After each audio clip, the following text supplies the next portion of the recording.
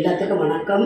இந்த கிச்சன் வந்து என்னோட வேறுபாடாக இருக்குதுன்னு நினைக்காதீங்க. கிராமத்துக்கு வந்திருக்கேன். கிராமத்தில் உள்ள வீட்டில் அந்த கிச்சனில் இப்போ சமைக்க போகிறேன். வெயில் காலம்னா அதுக்கு நல்ல வெயில் அடிக்குது. ஜூன் மாதம் 18 தேதியானாலும் இன்னும் நல்ல வெயில் இருக்குது. அதனால் நம்ம வடவத்துக்கு உண்டான மாவும் இடியாப்பத்துக்கு உண்டான மாவும் ரெடி பண்ணியிருக்கேன். அந்த மாவு எப்படி தயார் பண்ணுறதுன்னு உங்களுக்கு காமிக்க போகிறேன். வாங்க. இப்போ வந்து வடவத்துக்கு உண்டான மாவு இது. புழுங்கல் அரிசி இந்த படியால் 3 படிக்கு 1/2 கிலோ ஜவ்வரிசி போட்டு நல்ல வெயிலில் காய வச்சு அரிசி நல்லா கழுவி காய வச்சுட்டு அதுக்கப்புறம் ஜவ்வரிசி போட்டு மிஷினில் இந்த மாதிரி நைஸாக அரைச்சிட்டு வந்துடும். நம்ம தேவைப்படுறப்ப நம்ம வந்து வடகத்துக்கு யூஸ் பண்ணிக்கலாம். இது இப்படியே இருக்கட்டும். வடகம் செய்கிறப்ப உங்களுக்கு செய்முறை காமிக்கிறேன். இது வந்து 5 கிலோ பச்சரிசியை வாங்கி, மாவு பச்சரிசின்னு வாங்கி அதை வந்து நல்லா வெயிலில் நல்லா கழுவிட்டு காய வச்சு இப்படி அரைச்சிட்டு வந்து அப்படியே வைக்காமல் லேசாக வறுத்து வச்சுட்டோம்னா இப்படி கோலம் போடுற அளவுக்கு வறுத்து வச்சுக்கிட்டோம்னா ரொம்ப நாள் வரும். வேக வச்சோம்னா ஒரு மாதிரி ஒரு வாடடிக்கும். இது வந்து வேக வைக்கிறத விட வறுத்து வச்சா வாசமாக இருக்கும். 6 மாதத்துக்கு கூட கிடையாது. இப்போ உங்களுக்கு வந்து எப்படின்னு சொல்லி காமிக்கிறேன். இப்போ மாவை போட்டு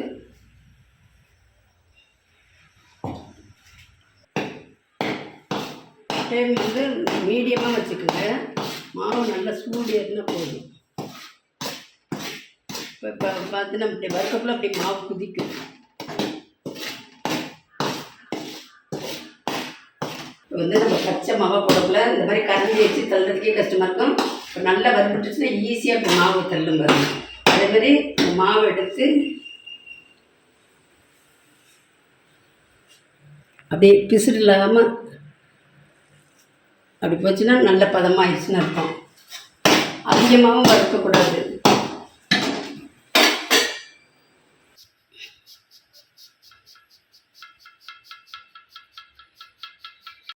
அஞ்சு கிலோ மாவு பச்சரிசி வாங்கி நம்ம நல்லா கழுவிட்டு 3 கழுவு கழுவிட்டு வெயிலில் நல்லா காய வச்சு மிஷினில் போய் அரைச்சிட்டு வந்து இடியாப்பத்துக்கு அரைக்கக்குள்ள அவங்க மிஷின்காரங்கிட்டே சொல்லியிருக்கணும். எந்த கோதுமை மாவோ கம்பு ராகி மாவு அரைச்சதில் போடாமல் அரிசி மாவு போட்ட சுத்தமாக அரிசி மாவு கொஞ்சம் அரிசி கூட நம்ம எடுத்துகிட்டு போய் அரைக்க சொல்லிவிட்டு அதுக்கப்புறம் நம்ம இடியாப்பம் மாவை அரிசியை போடணும்.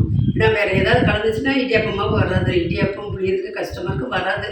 அதனால் இந்த மாதிரி சுத்தமாக நம்ம வீட்டிலே ப்ரிப்பேர் பண்ணி வறுத்து சலித்து வச்சிட்டோம்னா வண்டு வைக்காது. 6 மாதத்துக்கு நல்லாயிருக்கும். ஆனால் இதே இன்னொரு டைப்லேயும் செய்யலாம். இதே மாவை அரைச்சிட்டு வந்து ஸ்டீமில் வேக வச்சு அதை வந்து வெயிலில் காய வச்சு திரும்பவும் சளிச்சு கட்டிலாம் விடுவோம். அதுக்கு இந்த மெத்தடு எனக்கு ஈஸியாக இருக்குது. உங்களுக்கு அது பிடிச்சிருந்துச்சுன்னா ஸ்டீமில் வேக வச்சு இது பண்ணலாம். 2 மெத்தட் இருக்குது. இருந்தாலும் நம்ம வீட்லேயே ப்ரிப்பேர் பண்ணுறப்ப ரொம்ப ஈஸியாக இருக்குது. இதில் வந்து கொழுக்கட்டை செஞ்சுக்கலாம், இது இடியாப்பம் செஞ்சுக்கலாம், மற்றபடி புட்டு செஞ்சுக்கலாம். இந்த மாவு வீட்டில் இருக்கிறது நமக்கு ஒரு நல்ல ஃப்ரெண்ட் இருக்கிற மாதிரின்னு வச்சுக்கோங்களேன். Okay, thank you. நான் அடுத்தது இடியாப்பம் எப்படி செய்யுதுங்கிறத நான் அப்புறம் சொல்கிறேன். இப்போ நம்ம வந்து இடியாப்பம் மாவு எப்படி தயார் பண்ணணுமா வீட்லேயே, அதே மாதிரியே நம்ம வடவத்துக்கு கஞ்சி வடவத்துக்கும் நம்ம வீட்லேயே தயார் பண்ணிக்கலாம். இந்த படியால் வந்து 3 படி அரிசி புழுங்கல் அரிசியை எடுத்து நல்ல வெயிலில் கழுவி காய வச்சு அதில் வந்து 1/2 கிலோ ஜவ்வரிசி போட்டு நம்ம மிஷினில் கொடுத்து அரைச்சிட்டு வந்து நல்லா ஜலிச்சுட்டு இப்போ வந்து இந்த 1 படி மாவுக்கு 5 படி தண்ணி ஊற்றணும். தண்ணி ஊற்றி அதுக்கு தேவையான இந்த வரமிளகாய் எப்படி தூள் பண்ணிக்கலாம். போட்டு உப்பு போட்டு கஞ்சி வடை உங்களுக்கு எப்படி காய்ச்சிருதுன்னு இப்போ சொல்கிறேன். கஞ்சி வடத்துக்கு தேவையான பொருள் மாவு 1 படி, வரமிளகாத்தூள் இப்படி ரொம்ப நைஸாக அரைக்காமல் இப்படி இது அரைச்சிக்கணும். உப்பு தேவையான அளவு உப்பு. இப்போ நான் காய்ச்சிறது எப்படின்னு காமிக்கிறேன்.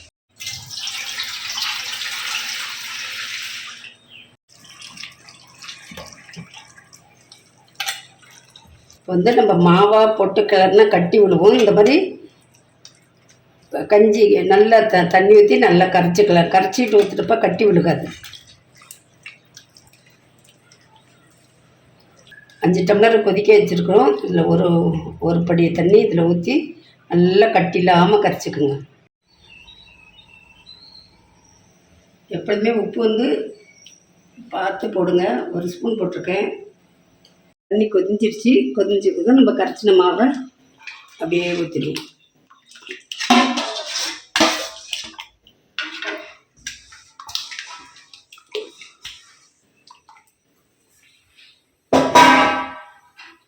நம்ம கை விடாமல் அப்படியே கிளறிக்கிட்டே இருக்கணும்.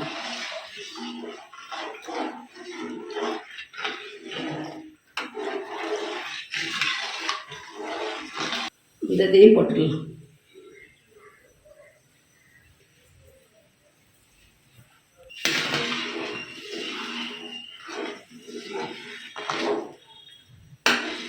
நமக்கு கூட ரெடி ஆகிடுச்சுன்னா இந்த மாதிரி ஒரு கோடு போடுங்க. இப்படி கோடு போட்டோம்னா இது வலியாமல் இருக்குது. இந்த கோடை இந்த இது வலியாமல் இருந்துச்சுன்னா நல்ல பதமாக இருக்குதுன்னு அர்த்தம். இந்த மாதிரி பார்த்துக்குங்க. இப்போ இதை ஆற வச்சு நம்ம இதில் வந்து வெயிலில் காய வைக்கலாம். இந்த வடகத்துக்கு வெயிலில் நைட்டில் கூட செஞ்சு ஃபேன் காற்றுலேயும் ஆற வைக்கலாம். இல்லை டபுள் நன்மைகள் இருக்குது.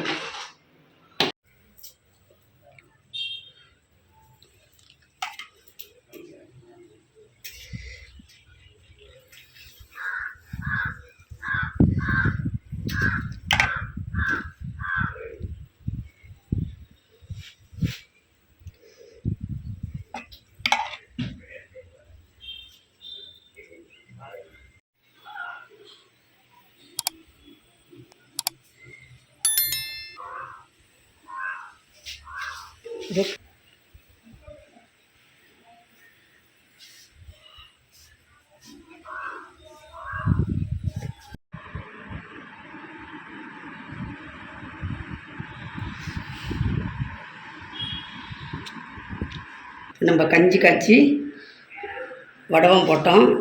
வெயிலில் ஒரு நாள் காய்ஞ்சது, நிழலில் ஒரு நாள் காய்ஞ்சது. கொதிச்சிடும்.